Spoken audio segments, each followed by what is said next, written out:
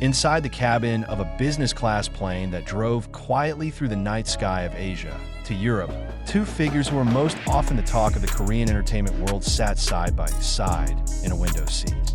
Kim Taehyung and Taehyung Jungkook seemed to be away from the hustle and bustle of the cameras and the media spotlight. The cabin lights were dimmed. The sound of the aircraft engine flowed softly, and between the rows of passengers who began to sleep, the warm conversation between the two flowed slowly but meaningfully. Taehyung leaned his head against the back of the seat, staring at the small screen in front of him that displayed the flight map. The long blue line runs from Seoul to Zurich. With a low voice and a joking tone, he said that the distance seemed strangely short when taken together. Jungkook smiled, narrowed his eyes a little, then replied that as long as Taehyung was next to him, even the longest flight felt like a short trip home. They laughed quietly, trying not to disturb other passengers.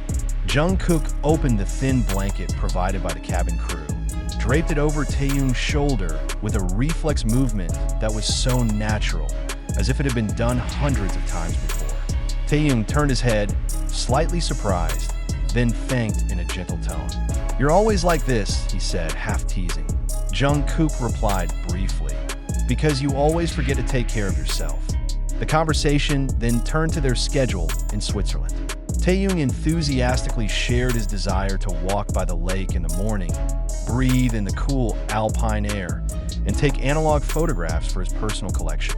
Jungkook listens attentively, occasionally interrupting with spontaneous ideas about trying local chocolate, cycling in a small village, or simply sitting in a cafe without a hat and mask. Taehyung chuckles, saying that Jungkook's desire to live like an ordinary person has always been adorable to him. In the midst of that small talk, the atmosphere suddenly became quieter. Jungkook gazed out the window, looking at the dark moonlit clouds. He said quietly that lately life feels too fast, too full of schedule, too many expectations. Taehyung didn't answer right away.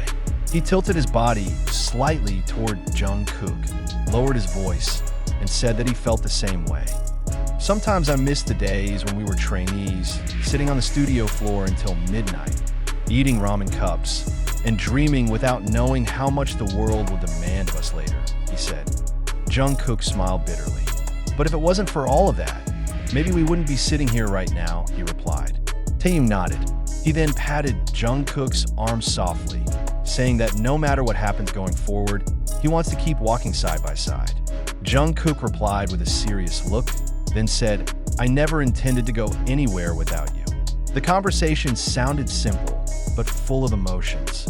There was a long pause between them, not because they were out of words, but because both were immersed in each other's thoughts. Taehyung then opens his phone and shows them old photos. Dance practice in a narrow room, sweaty faces, big smiles without weights. Jungkook chuckles, pointing to one photo where Taehyung's hair is painted a strange color. "Why did the stylist used to let you be like this?" "The temptation," Taehyung protests, saying that it was an art era in his life. The cabin crew passing by offered a warm drink. Jungkook orders tea. Taehyung chooses hot chocolate. When the cup is handed over, Jungkook automatically picks up the sugar for Taehyung, stirring it slowly. Taehyung watched with gentle eyes, then said, "You know my habits even better than myself." Jungkook just shrugged and said it wasn't a big deal. Their conversation then turned to music. Jungkook told me about the songs he was writing secretly, about the unfinished lyrics, about the melodies that came up suddenly while he was taking a shower or before going to bed. Taehyung listened with sparkling eyes, giving sincere comments, ideas, and compliments. He said that Jungkook's voice always had a way of calming his heart. Jungkook laughs nervously, calling Taehyung too dramatic, but his cheeks turn a slight blush. Every now and then, they stopped talking and just sat side by side, shoulders almost touching, listening to the hum of aircraft engines. Taehyung closed his eyes for a moment, then opened them again and said that he felt safe.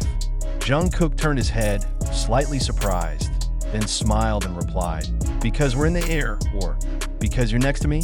Taehyung replied honestly, "Both, but the second is more important." By a few hours before landing, the cabin lights were getting dimmer. Many passengers were asleep. Taehyung leaned on Jungkook's shoulder without saying anything.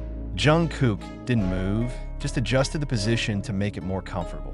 He opens his phone, photographs their faint reflections in the plane window, then saves them without uploading anywhere to in a barely audible whisper. Taehyung says thank you for always being there. Jungkook replied in a similarly subdued tone, I will always be there.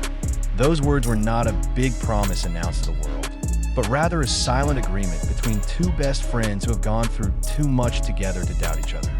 When the announcement of landing in Switzerland sounded, Taehyung opened his eyes, looking a little groggy and excited all at once. Jungkook smiled, saying that a new adventure was about to begin. Taehyung retorts with a joke that as long as Jungkook doesn't get lost, everything will be fine. They laughed quietly, picked up their things, and prepared to face the outside world. But for anyone who happened to see them from a distance on the plane, it was clear that the trip to Switzerland was not just a change of location. It was a rare moment of calm, a small space between a busy schedule and the public spotlight, where Kim Taehyung and John Jungkook could be themselves. Two souls who strengthened each other, sharing laughs, memories, and little promises that only the two of them understood.